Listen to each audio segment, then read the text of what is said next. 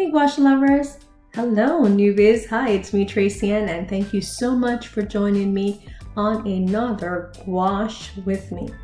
Alright, so today I will be using the jelly gouache as usual, but this piece has been a little bit of a challenge for me, so I do hope you bear in mind that I'm learning new style and technique as well as I'm presenting them to you as well. Alright, so don't touch me too harshly. Anywho, I am hoping to bring alive this piece. It's a picture that I saw of some grapevines. Now seeing that it is coming to fall and grape season is just about to end for the wine grapes, so I decided to do a piece on that.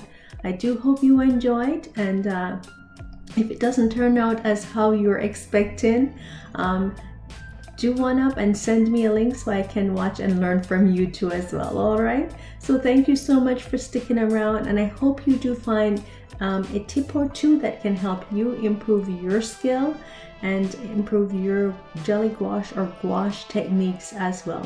Alrighty, so I'll be using the different types of combination and techniques for this piece, and I do hope that you enjoy or find something that may help you. Thank you so much for checking out my Patreon page as well as my Redbubble online store, my POD store, and you might find something interesting that you may use as a gift or for yourself. Thank you for purchasing my prints.